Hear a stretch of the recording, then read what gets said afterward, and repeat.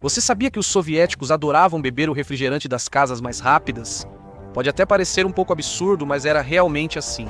Se você pensar bem, isso é uma loucura. Sabemos que o líquido de arrefecimento de motores é totalmente tóxico e não deve ser ingerido.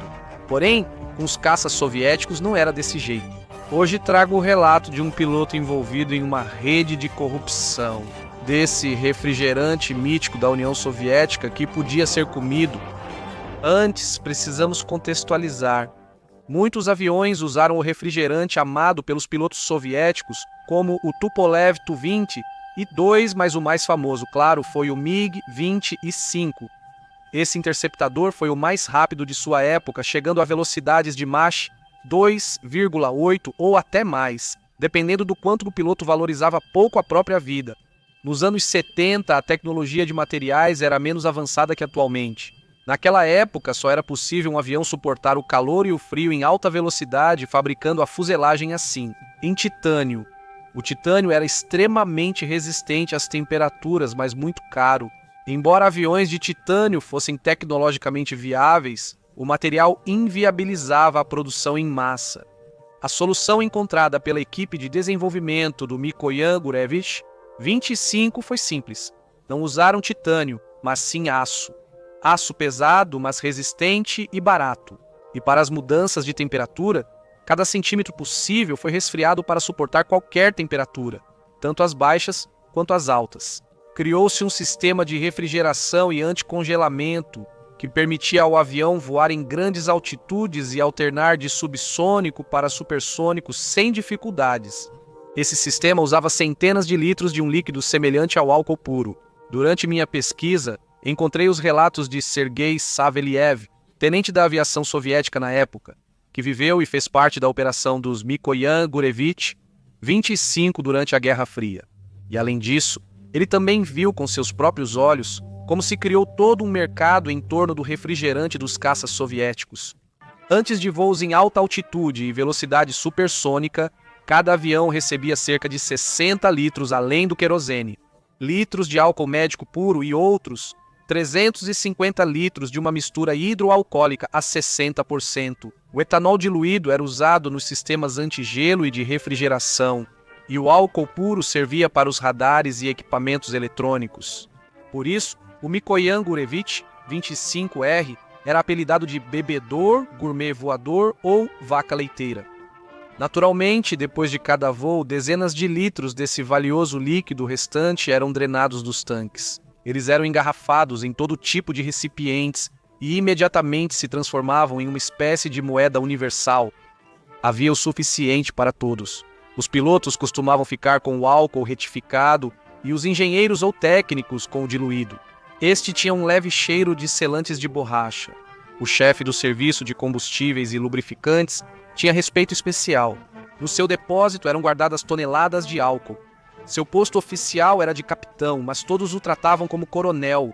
Nunca vimos, nunca. Ninguém percebeu sua reserva privada de excedentes de álcool, embora provavelmente alguns subornos com álcool ajudassem com os inspetores. Nossa bebida favorita recebeu o nome poético do vinho da Crimeia Mazandra. No folclore militar, o nome se tornou um acrônimo jocoso. Mikoyan Artyom, glorioso filho do povo armênio, traz alegria aos seus aviadores. Embora existissem outras versões, como Mikoyan abasteceu generosamente a aviação de Al-Nomi. Dependia do batalhão, mas geralmente era algo parecido.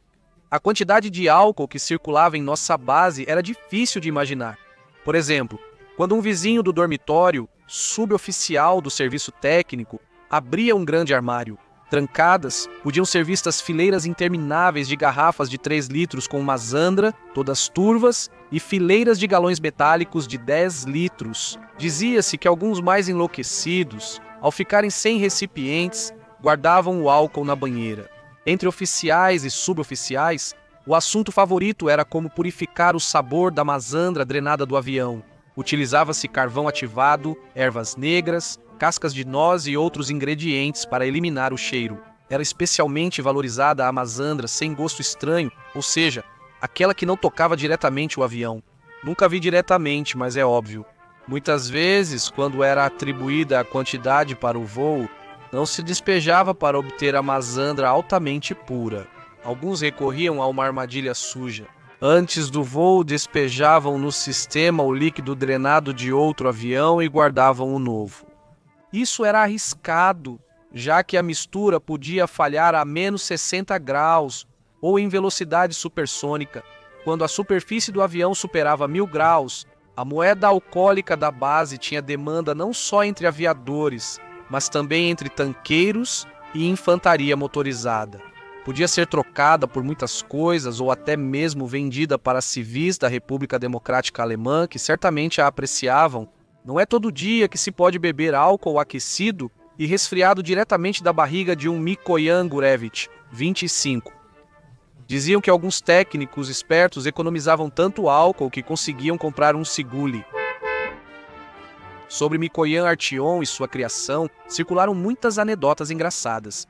Uma delas contava que, quando os generais souberam que o avião levava quase meia tonelada de álcool, exclamaram: "Os pilotos vão virar alcoólatras?"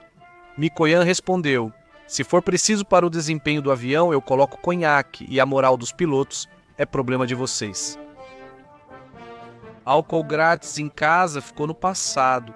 Em tempos de escassez, uma garrafa de 0,5 litros de vodka custava 3,6 rublos, enquanto 100 rublos, o álcool era caro, já que um 20 kopecks de uma viagem de trem, 5 kopecks, o mazandra poderia custar metade desse valor.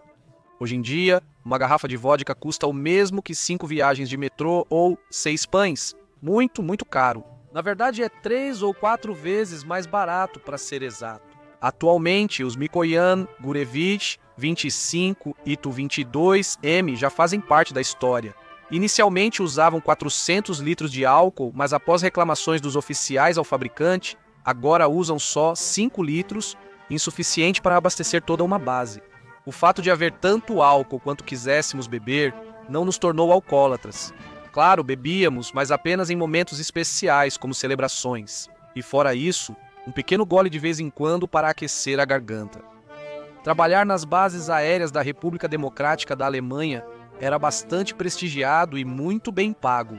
Todos nós tomávamos cuidado para não manchar nossa reputação, já que, em casos extremos, podíamos ser transferidos para a Sibéria. E ninguém quer ir tão longe, muito menos para um lugar tão frio. Embora eu deva admitir que ouvi histórias de alguns oficiais que pediam para eliminar a mazandra dos aviões, pois ela tornava seus homens alcoólatras. Com a gente não foi o caso. Relatos de Sergei Sebeliev, 2021.